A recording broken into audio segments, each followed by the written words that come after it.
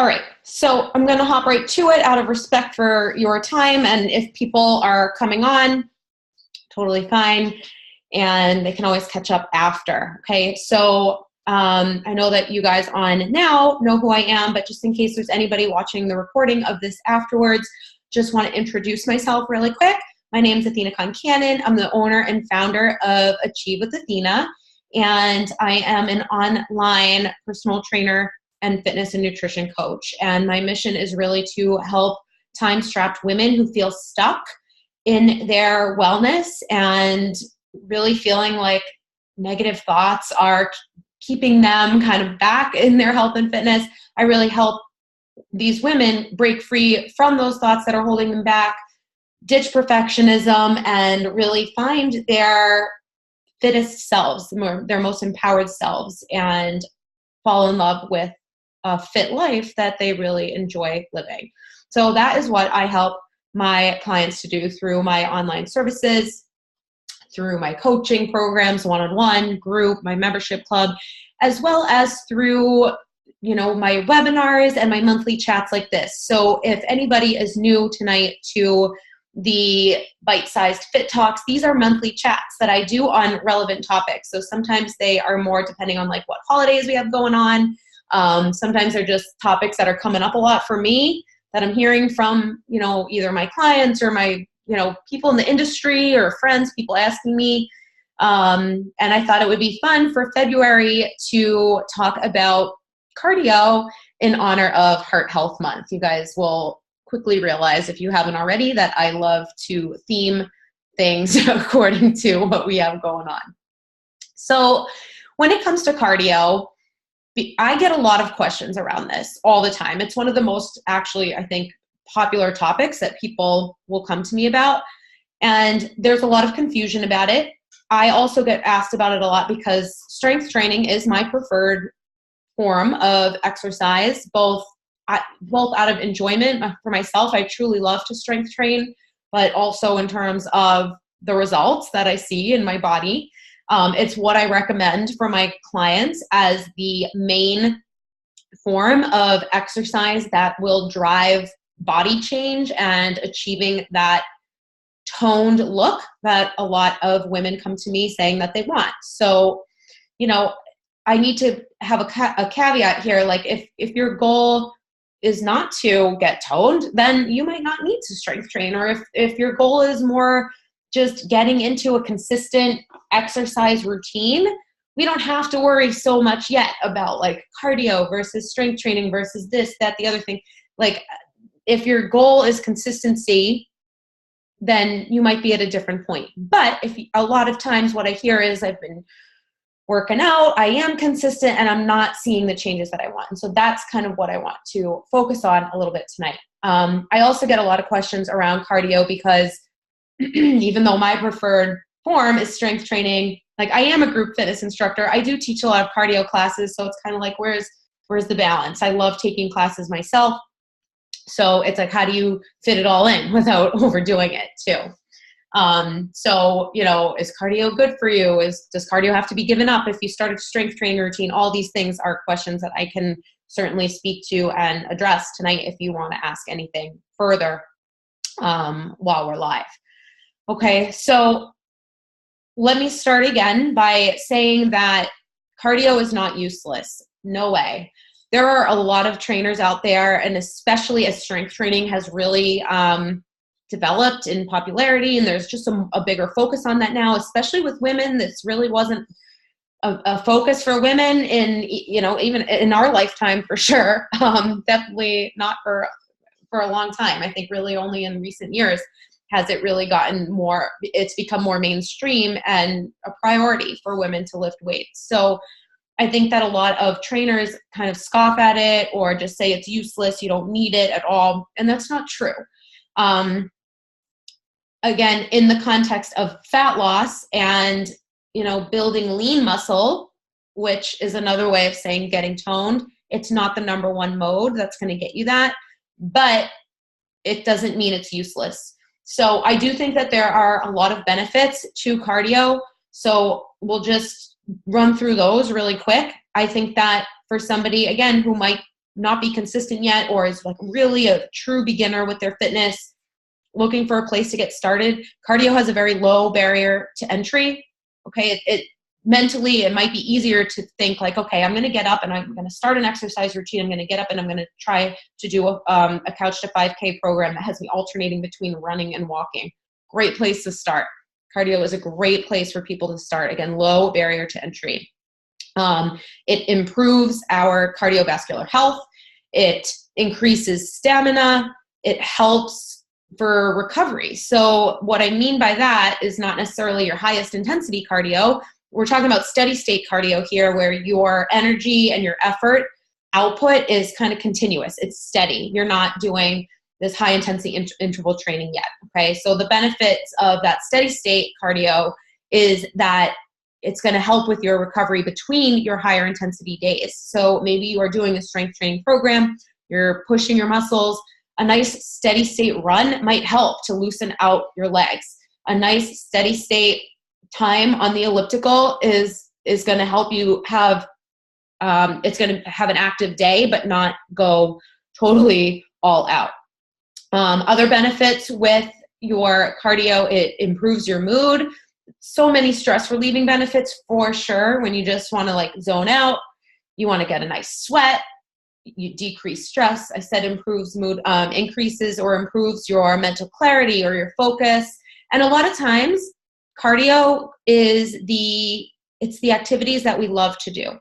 So, you know, you really love your spin class, or you love meeting your girlfriends for cardio bar, or you love to meet your running group to go out and hit the track for some sprints or whatever it might be. So cardio in general also often involves the stuff that we love doing. For an endurance athlete, or for someone whose main primary goal is to train for an endurance event, or maybe you're training more for like a half marathon or something like that, of course, cardio is going to be great for you to get good at your sport or train for that particular event.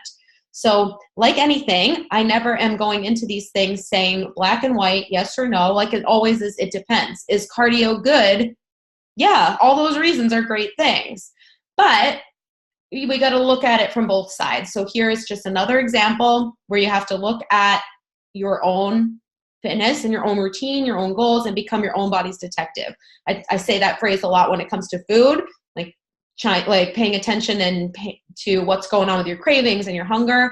And it applies with your fitness as well. Okay. So I said before that in the context of fat loss and toning, that your cardio should not be your primary tool. When you think about your fitness, what I recommend and what I help my clients do, I recommend that they focus on strength training as what I call the main dish. The main course of dinner is your strength. Then from there, your cardio is sprinkled in as the side. And, you know, the reason for this is because let's take steady state still as our example.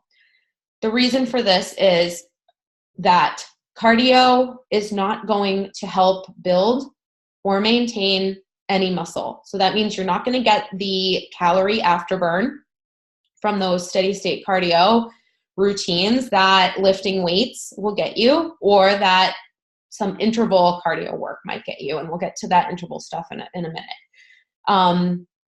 You really want to have that for optimal fat burning. So you can think about that.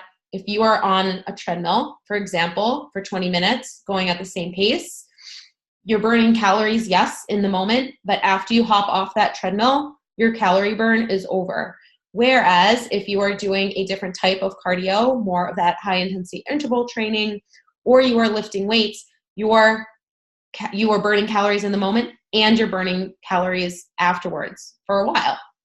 So you can see where that would benefit you in terms of fat loss, or as far as that's concerned. Okay. The other thing is that if you're doing too much cardio, there is a point of diminishing returns, which means our bodies have this really keen ability of adapting, and you're going to hit a certain point with your cardio. And then in order to continue to get results, you'll have to do the same amount or more. So you can see where that can go down a slippery slope really quickly, because you might be someone who's doing 30 minutes. And then in order to continue to get the same results that those 30 minutes get you, you're going to have to start doing 35 minutes, 40 minutes, 45 minutes, and so on. And so there is that point of diminishing returns where now you have to do more and more and more. Now, what's that going to do? It can possibly lead to overuse injuries and doing things in excess. It can lead to increased hunger and cravings. We see this a lot with too much training volume, really. You don't want to be doing so much cardio as part of your routine. Hey, Candace. Hey, I'm late. I'm here. That's okay. Hi, I'm gonna just put you on mute. Okay. So you don't want to be doing so much cardio that it's detrimental. It's causing more harm than good when it comes to your nutrition. Is it hurting your nutrition efforts? If you're doing the cardio and then afterwards you're noticing that your appetite is up the wazoo, right? It's not going to do you any good. If then you're going to be eating all the things, your cravings are up, and now what's going to happen is sometimes, especially if you're still in this mentality of I have to burn it off if I've eaten too much, that's a whole nother talk. But if you're in that mindset, then you're going to be like, oh, I got to go work it off. I got to go do more cardio again. And then that cycle repeats. So again, kind of going through some of the downsides with doing too much cardio, there's that point of diminishing returns. It's not helping to build or maintain muscle at all. You're not getting that cardio afterburn with steady state, at least. Your hunger and cravings, that whole cycle. And then, I'm not saying you can't lose weight doing cardio. You can. Steady state can get you to lose weight, of course, initially. Like if you're going from nothing to something, you will lose weight, but you're going to be essentially becoming a smaller version of the shape that you already have. So again, you're not going to be building that lean muscle mass. And if you kind of think about the people on machines, right, that are this, you see them on the same machine at the same time of day, every day, and they're there again next New Year's or whatever, and they never really seem to look any different. Like that's what happens. Or if you are losing too much and you're becoming that smaller version of the shape you already are, that's detrimental, and that can halt things, because you don't want to lose muscle mass. We want to build that. We want that tone. Okay. So again, cardio alone is not your answer. Now, how to sprinkle it in as your side dish, like I said. And you guys, if you have questions, please put them in the chat box. I'm totally happy to answer as we go. Now, with the cardio as your side dish, this is something that I work with my one-on-one clients with my group coaching clients with. So, I can certainly help you in a more individualized way. If you are interested in that, you can certainly reach out to me and book a connection call. However, I want you to think about what would be your minimum effective dose of cardio. That is going to be different for everybody. Everybody's a little bit unique in this. And what does that mean is, what is the least amount of cardio that you can sprinkle in order to either maintain your physique or to get things moving in the way that you want to. So, anytime that I feel like, okay, maybe I need to rein it in a little bit, or if I want to focus on fat loss, I will sprinkle in cardio as a way to make sure that I'm staying conditioned. If you want to refine your physique, I will use it with clients who feel like they've hit a plateau and aren't necessarily in a place to adjust their calories to go into a bigger calorie deficit. Like maybe we could just sprinkle in some different modes of cardio and see how that works out. This is how you do it. It's not the number one thing for losing weight. Again, on the fitness side, you've got to be lifting weights. And then the number one tool is really going to be your nutrition. It really is. Cardio is just like this extra thing we can play with. I want you to think about it like that. So when it comes to the right types of cardio that you're playing with for your minimum effective dose, you've got your interval training, okay? And that can be interval training or high intensity interval training. I mean, you can be doing interval training where you're like 30 seconds a little faster, 30 seconds a little slower, but it's not necessarily all out, okay? And you can do interval training for a little bit longer of duration than you can your high intensity interval training. So I hope that that makes sense, because your high intensity interval training, you are really on that high intensity interval, you are all out, you are pushing. And then you need to take that lower rest period to be able to then push again all out. So there is a little bit of a difference there. You also have metabolic, and that can be pretty similar to the high intensity interval training, but people do tend to mix it up a little bit. With the metabolic, you really don't have as much planned rest involved. You're really just moving quickly and resting as needed. So these are just a few different types. With the HIIT, let's just kind of stay focused on high intensity interval training. You might weave this in on a strength training day in a warm-up.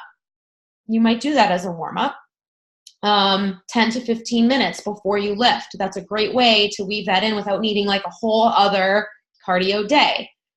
I'm seeing a couple other people joining. Liz is on. Hey, girl.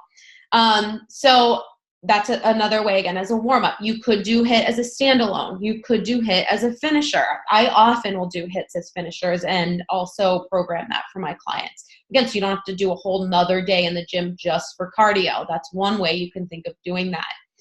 A mistake that I see a lot of times with people will make is they'll be lifting weights and they'll be doing it more in, the fast-paced circuit style. Nothing wrong with that. Nothing wrong with that at all. So that's fine. However, if you're not including days that do have more of a true strength training with progressive overload, with proper rest between sets, like that's one thing. If you guys aren't resting between sets ever, you're making your lifts cardio. You're making everything cardio. So even if you are working with weights, well, let's use group fitness as an example. You might have a class that, yes, has a weight component to it, but are you using the same weights every single week? You're going in and you're grabbing your 8s and your 12s. And are you doing necessarily the same moves every week? Maybe, depending on the instructor, but let's be honest, you're probably at the mercy of whatever the instructor feels like giving you every day or every week, and you're not necessarily doing the exact same thing, and you don't have that opportunity to get better at it. A lot of boot camp classes, yes, they have strength components, but it's not true strength.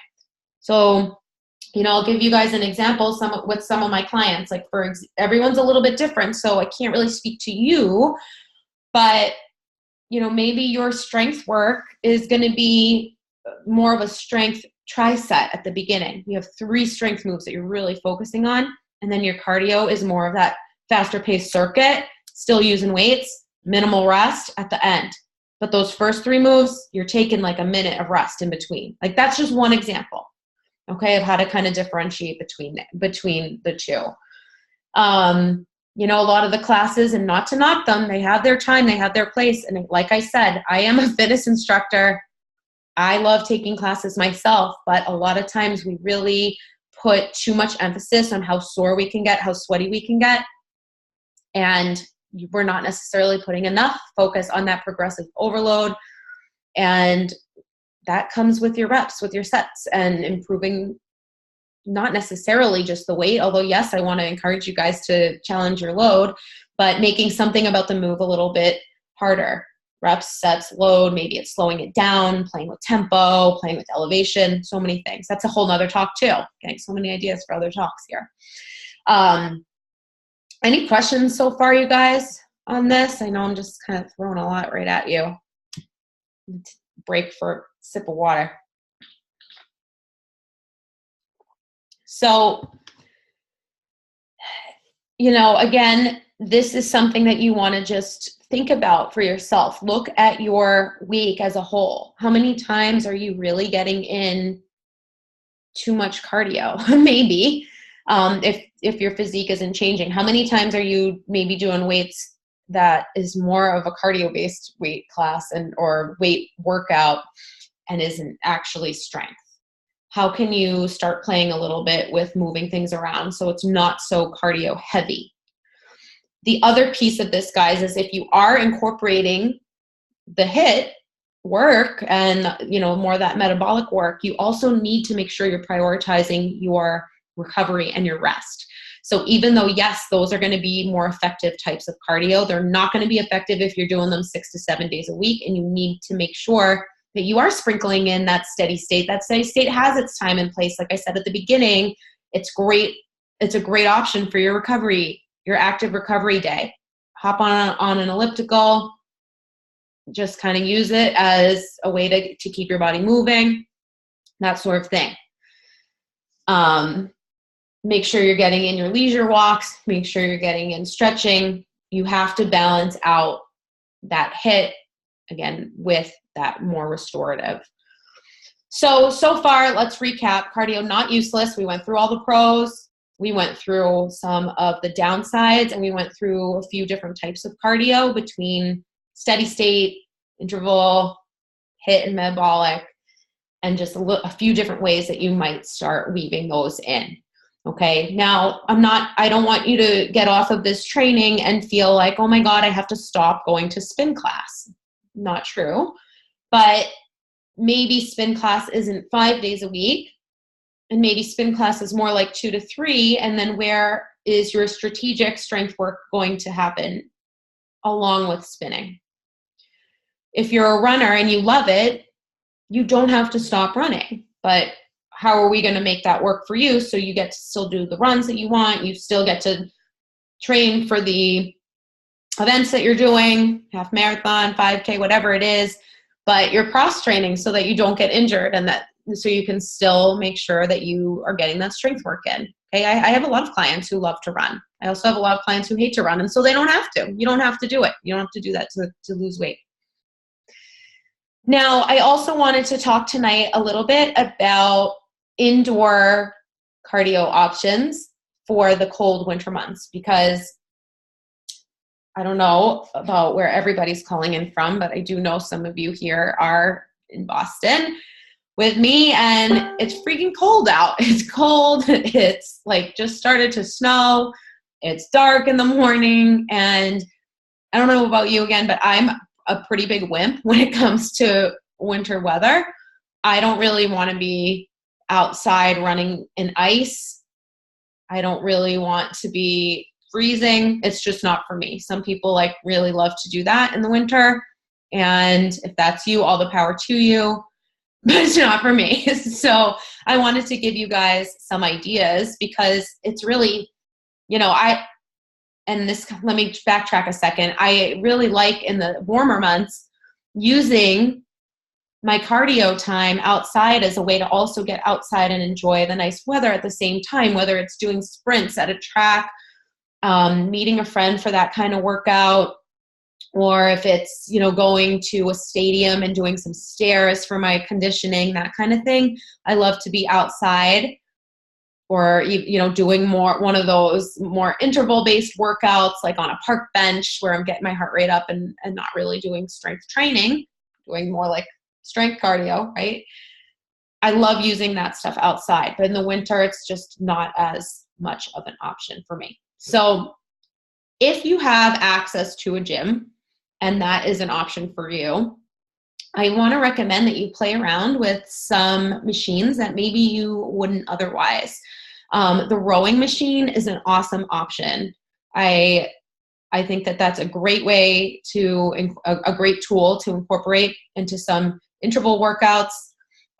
It's full body, and you definitely will feel it. If you're doing it right, you will feel it. Anybody here love the rowing machine? I don't know. It's one of those things too that's kind of like, what's that going to do? But then once you really start getting used to it, it's a great option, and it can be quick. It's quick. You don't have to be on that thing for an hour. If you guys are really doing HIIT the right way, you can't really do it for an hour. It's got to be short and sweet. So the rowing machine, Candace, I'll do intervals on it. Yeah, intervals are fun. I also, the treadmill's fine, spin bike's fine, elliptical's fine, but those are all more obvious. So I didn't really want to spend too much time talking about those tonight. I really also like the Jacob's ladder. I don't know if you guys have those, but it's like, I should have printed a picture of it or something, but it's like the ones where you like kind of climb on the little things. The Y that I go to has one in the corner. So sometimes I'll do some cardio work on there.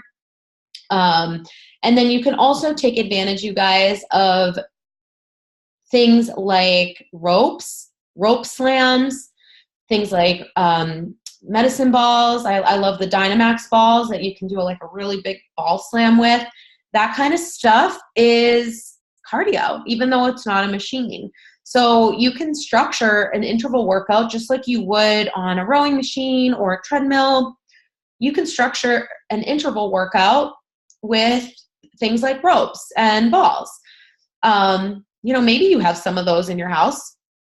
I don't know if everybody does. Like me, like I'm a crazy person and my husband always just knows to get me random fitness toys that I can keep in the house for gifts, but not everybody has that. So if you do have access to the gym, try that out. Today I sent out, was it today? No, yesterday I sent out to my list a workout, an interval workout that you can do with rope slams, ball slams, and a couple of cardio bodyweight things like mountain climbers and plank jacks. And if you're doing that and pushing yourself on those on intervals, you will feel it. Your heart rate will be up. That counts as cardio, and you don't have to do it for 60 minutes. So those are some things that you can maybe consider in the gym. If you are doing more of your cardio workouts and looking for more options at home, I do want to recommend that you invest in a kettlebell. It is really one of the best home gym purchases I think that you can make. Candace, maybe you'd agree with me on that, but you're going to be able to get a lot done with that kettlebell, strength and cardio at the same time. Kettlebell swings, kettlebell cleans, snatches, all those kind of moves. Awesome work for circuit work, interval work, getting that heart rate up. So the kettlebell is one thing. Another thing you can do if you don't have a kettlebell is to use your stairs. It might sound crazy, but you can have a great workout by running up and down the stairs that are in your home. So, one of my favorite ways to do that is to just set the timer for the time that you are doing your on interval 30 seconds. You run up and down the stairs for 30 seconds, then the rest interval comes on, and then you're on to maybe your kettlebell swings if you do have that kettlebell. And then back to the stairs and then to the kettlebell. Like you don't have to come up with a million moves. I think that's another misconception. We get really caught up in we have to have like these huge workouts with all these moves in it. You can get an awesome cardio workout in with just the stairs or just the kettlebell. So that's totally fine. Candace, maybe for you in the RV, it would be harder to go up and down the stairs like for a full flight, but that's okay. So yeah, those types of things. And then all your body weight stuff, guys, don't forget about how effective your own body weight can be. You have things like jump squats, skater hops, your mountain climbers. Even if you don't have the full set of stairs to run up and down, you can do things like a step up with a hop at the top. That's getting your heart rate up. All sorts of things like that. Burpees aren't my favorite, but you can do burpees. You can do thrusters. All those types of moves with your own body are huge. Another one, maybe you don't want to invest in a kettlebell, get a jump rope. Super effective, light, portable, travels well. And I don't know about you guys, but I'm always like so out of breath and like dying after jump rope workout. I definitely need to work on my coordination there a little bit more. So those are some that you can do. One of my other clients actually just told me today in my coaching group, she bought one of those like aerobics steps with the risers to have in her apartment. And I think that's a great idea too. Like, decide what you think will work for you the best. So maybe that's a great way that you will do some more strength work at home, but then you can use that for cardio moves like running up and down it, going up and over it, doing toe taps on it, doing those step ups, that kind of stuff. Okay. So those are all just some quick ideas that I wanted to give you for your indoor cardio. Any questions about any of that? We're pretty much at time. I do like to try and keep these to about 30 minutes. So I don't have too much else for you guys right now, unless you have questions you want me to answer. So again, I'll give you a minute. But what I'm going to do is tomorrow you will get the recording of this. So you have it. You can come back and listen to it. And then as a thank you for being on, you will also receive the workouts that I'm going to send you. I'm going to send you 5 workouts that you can try to do and see how they go for cardio work. And you can start incorporating that into your routine. And like I mentioned before, if this is an area where you feel like you want a little bit more hand-holding, you want to dive into it a little bit more, please reach out to me. We'll hop on a discovery call or connection call, I call them. Those are free. We'll kind of see where you're at and maybe how some of my coaching programs or services might help you. And I have a whole range from do-it-yourself programs to one-on-one coaching. So it might be one-on-one, it might be in between, but you will be able to maybe tweak this a little bit because it can be confusing. And that concept of minimum effective dose can be really hard to figure out, like what's working, what's not. Am I getting to where I want to be? Am I seeing the results that I want to see? So I really just want to make sure that I can simplify this for you guys as much as possible. But if I know it can be scary to maybe come down from the amount of cardio that you're doing. And, I like the feel of that sweat too, getting my body moving, but you might really find that you are getting that physique change when you just tip the balance. Think of it like that a little bit. You just want to tip the balance a little more in favor of the strength and a little less in favor of the cardio and figure that out. Okay. All right, you guys, thank you so much for being on tonight. As always, I really appreciate your time. I have so much fun with these. And if you have requests for what our March talk should be about, then let me know and we'll get it on the books. All right. I hope you all have a great night and I'll talk to you later. Bye.